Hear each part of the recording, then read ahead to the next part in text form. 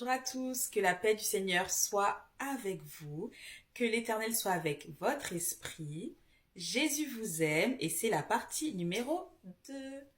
Alors, pour la petite histoire, ce qui s'est passé, c'est que dans la vidéo numéro 1, voilà, j'avais eu à cœur de lire le livre de 1 Thessaloniciens chapitre 3 et chapitre 4.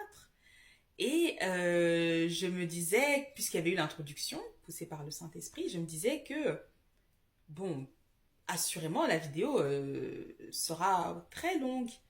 Or, pas si longue que ça, au niveau de la lecture. Et donc, moi, je continuais, voilà, j'étais en train de conclure. Et vers la fin, j'étais en train de tracer. Et je disais, voilà, on va s'arrêter là, etc.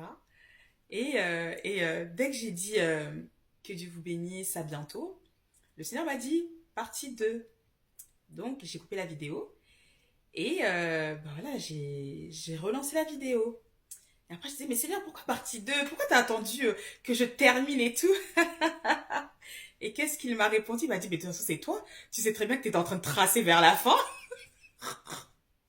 pensant que je n'allais pas dire partie 2 pour en gros me court-circuiter. Mais on ne peut pas court-circuiter Dieu, donc voilà, on obéit. Donc, nous sommes de retour, sans plus tarder, dans cette partie numéro 2. Je ne sais pas ce que Dieu veut dire, ce qu'il veut faire, mais moi, je suis toujours impatiente de savoir ce que Dieu va dire, parce qu'après, quand je regarde des vidéos avant de les diffuser, je suis là, il y a des fois, je suis comme ça. Je dis, waouh, Seigneur et tout, vraiment, c'est un truc de ouf ce que tu dis et tout.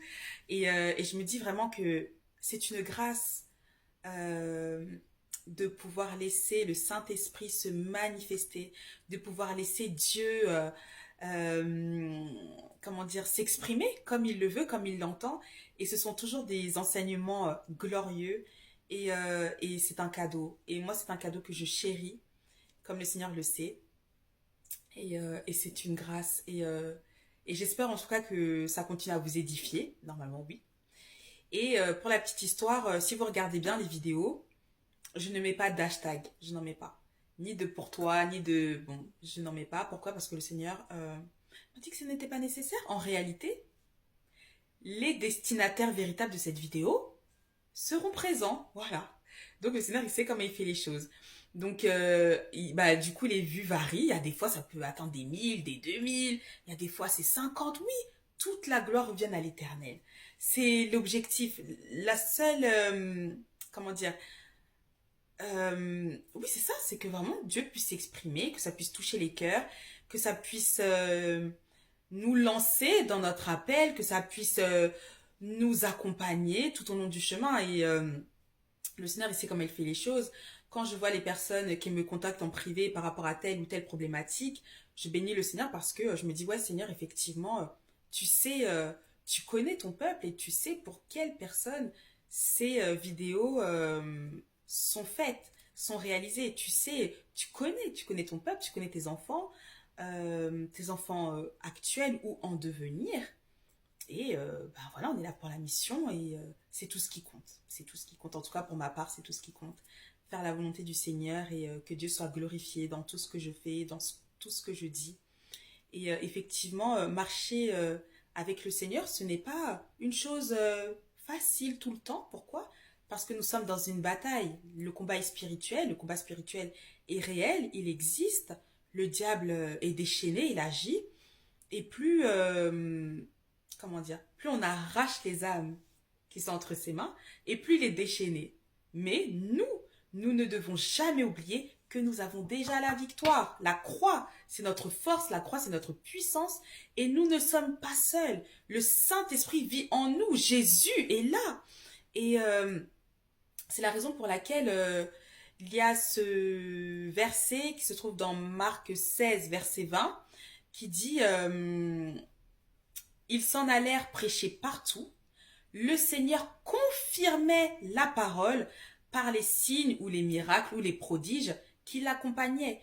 Tout cela pour dire que nous ne sommes pas seuls. C'est la raison pour laquelle, en Jésus-Christ, nous sommes capables de prier pour les malades, de voir les malades guéris, de ressusciter les morts et plus encore de vivre des miracles, de permettre déjà même la conversion. C'est un grand miracle. c'est un grand miracle. Lorsque les écailles des yeux tombent, lorsque le voile qui est posé sur les cœurs est déchiré, c'est un miracle. Lorsqu'une personne qui était athée ou d'une autre confession ou qui pratiquait, comment dire,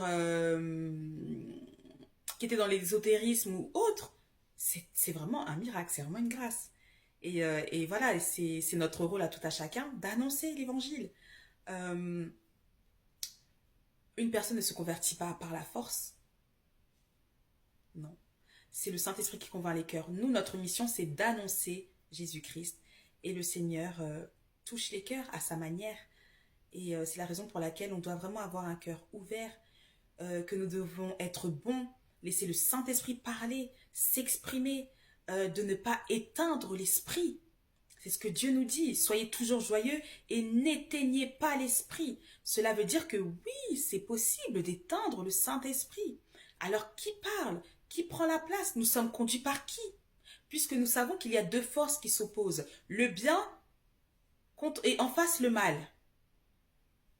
Donc c'est la raison pour laquelle nous devons faire attention. C'est la raison pour laquelle nous devons être sages.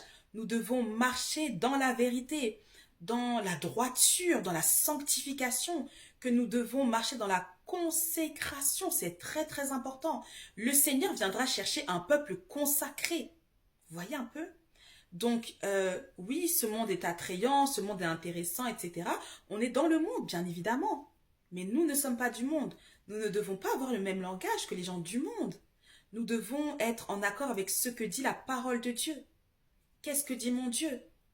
Il y a, oui, c'est vrai, il y a des films que nous ne sommes pas appelés à regarder. Il y a des séries que nous ne sommes pas appelés à regarder. Il y a des musiques que nous ne sommes pas appelés à écouter. Parce qu'il y a des choses qui glorifient Satan. Donc, on doit se demander, je sers qui? Le film, là, le diable s'habille en Prada, j'avoue, non. En réalité, ça n'a pas de sens. Moi, je sais qu'avant, pourtant j'étais en Christ, mais je n'avais pas encore conscience vraiment. Vous voyez un peu, on avance au fur et à mesure. Et je regardais ça, j'avais regardé la partie 1, là je vois qu'il y a eu la partie 2 qui est sortie après des années. Évidemment que je ne vais pas regarder, c'est trop grave. Peuple de Dieu, réveillons-nous. Le diable s'habille en Prada. Rien que le début, tu sais où est-ce que tu arrives. Soyons sages. Soyons vigilants. Il y a des choses, c'est vrai, où l'ennemi se cache. Bon, il se cache. Maintenant, plus vraiment. Pourquoi? Parce que quand on est aveuglé ou quand on s'aveugle nous-mêmes, on ne voit même plus le mal. Vous voyez un peu? Parce qu'on fait les choses poussées par nos propres convoitises. Et si c'est ce que nous voulons, le Seigneur dit, bah allez-y, faites. Vous voyez un peu? Le Seigneur, il viendra chercher son peuple. Hein. Vraiment un peuple consacré qui a su garder sa robe blanche. C'est important. C'est important. On doit vraiment veiller sur nos âmes. Veiller les uns sur les autres, avoir un bon cœur. Être capable aussi d'accepter la réprimande. Beaucoup ne veulent rien entendre. Il y a des fois, le Seigneur, il dit laisse. Bon, laisse. Qu'est-ce que vous voulez qu'on fasse? Dieu ne force pas. Dieu ne force pas. C'est la raison pour laquelle il y a des serviteurs de Dieu qui continuent à diriger le peuple de Dieu pour un certain temps, mais ça ne peut pas rester comme ça, vous voyez. On doit vraiment être vigilant. Le salut est personnel. Jésus-Christ a donné sa vie sur la croix pour l'humanité. Mais, regardez ce que dit Jean 3,16. Car Dieu a tant aimé le monde qu'il a donné son Fils unique afin que quiconque croit ne meure point, mais qu'il ait la vie éternelle. Quiconque croit. Cela sous-entend qu'il y aura bien des personnes qui ne croiront pas. C'est la raison pour laquelle, lorsque nous parlons de Jésus-Christ, il y a des personnes qui refusent jusqu'à leur mort. Eh bien, après la mort, qu'est-ce qui se passe? C'est la mort éternelle, c'est tout. Dieu ne force pas. Dieu ne force pas, mais c'est vrai que être en Christ, c'est merveilleux, c'est glorieux. On marche dans la puissance, on connaît notre identité, on a conscience de l'autorité que Dieu nous donne. On voit des choses merveilleuses, on voit des âmes se convertir, on voit des personnes se faire baptiser, des personnes passant de la mort éternelle à la vie. Vous imaginez, c'est extraordinaire de voir une personne malade qui n'a même plus besoin de passer entre les mains du médecin parce que Dieu l'a guéri. C'est extraordinaire. Une personne qui devait avoir une chirurgie, Dieu l'a guéri. C'est fini. Waouh! C'est miraculeux.